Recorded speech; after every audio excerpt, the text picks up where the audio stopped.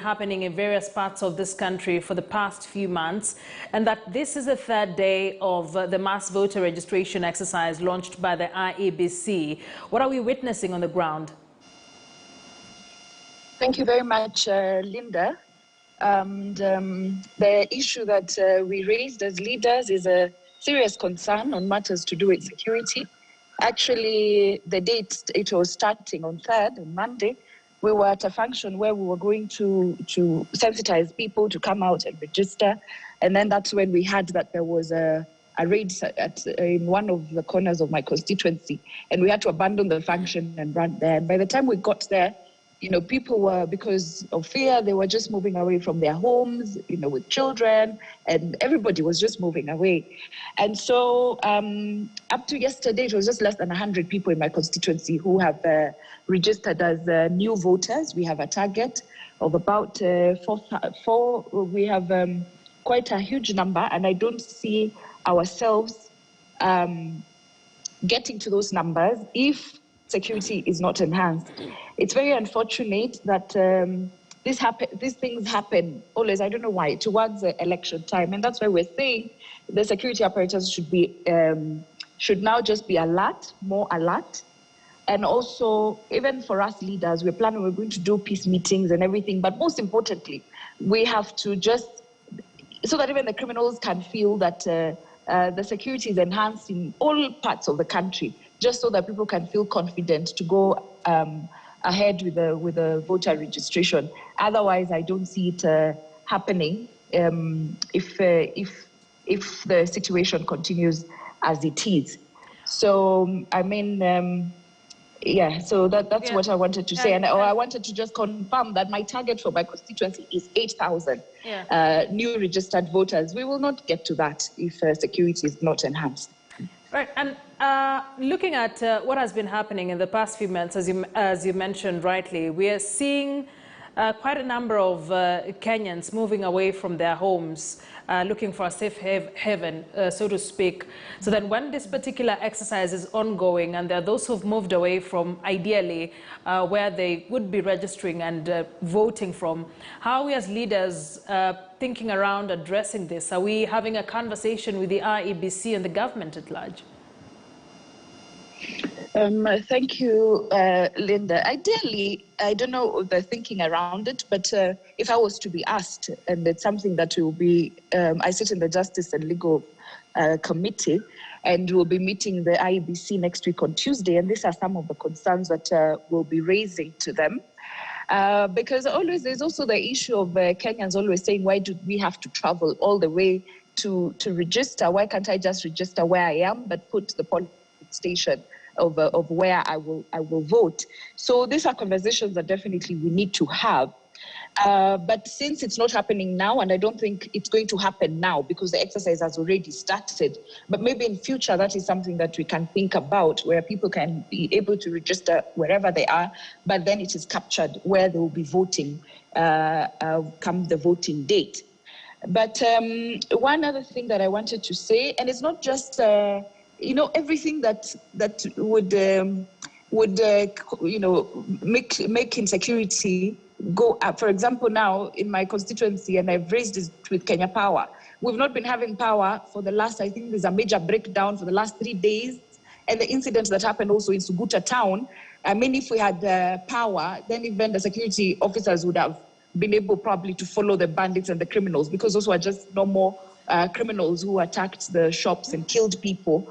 But now we have to look at all those things now at this particular time, because criminals will just take advantage of any lapse in security matters, and even electricity being so. My people in Kisima, Maralal, in Subuta, they are just in fear. And even this morning again, another man has been killed. So I think, normally that happens. So when they hit one place, then it will just be a sequence of killings. And we have been peaceful in my constituency for the last 6 years. Yeah. So it's very unfortunate what is happening. But most importantly, Linda, also what I raised, and it's for the security people to also listen to us. I know they sit in their big meetings and they discuss and, they get reports from wherever.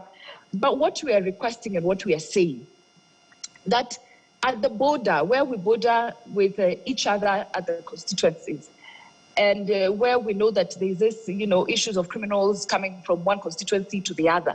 We have been saying that please let us have locals who are rangers or who are KPRs. The government mopped up all the KPR gangs, but they didn't mop up the gangs from the criminals. If you mopped up from the criminals, you can also mop up from KPR. KPRs were really, really helpful because they were always the first respondent in terms of fast, quick, and not even fast.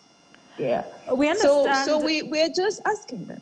We understand, Honorable Naisula, we understand that as late as last night there was another attack. Maybe what is the security status currently? It's actually this morning, that's what I was saying, that criminals again have killed one man, and they've gone away with about 12 cows. And as we speak now, they're being pursued. And so it's not very clear yet, the information. But as I was just saying that, and that it's something that we really need to look at. So that we're not run over by these criminals. Yeah. Before I let you go, as a youthful legislator in the country, the key demographic being targeted by this ongoing mass voter registration are the young people. Your thoughts, how best do we rope in this group and rally them to register as voters? How do you see this pan out?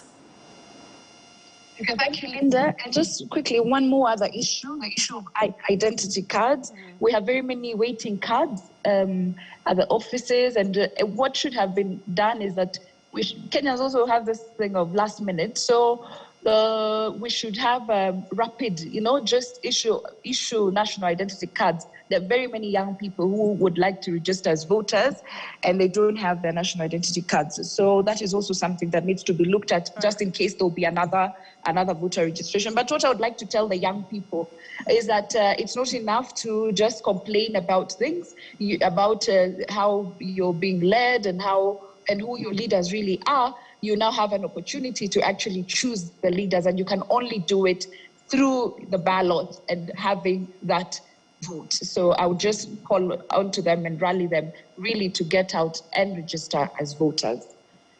Lesuda, thank you very much for joining us. And you are speaking to Akisa Wandera and not Linda Ogutu. Thank you for speaking to us. Naisula Lesuda. Thank you. Thank you. Samburu West. Thank you. Thank you for joining us. And it's fine. Naisula Lesuda is the Samburu West Member of Parliament joining us with security concerns there with the ongoing mass voter registration, saying a likelihood that residents from that part of the country would be disenfranchised, and they're looking at how they can have a conversation with the IEBC on how to go up registering these numbers. So far, low voter turnout or low numbers being registered in various parts of the country on day 3 of the mass voter registration. So we'll be keeping an eye on that particular reporters, even we try to get hold of our reporters in various parts of the country. At this point, I want us to take a short commercial break here on News Center. When we get back, focus on the Health Laws Amendment.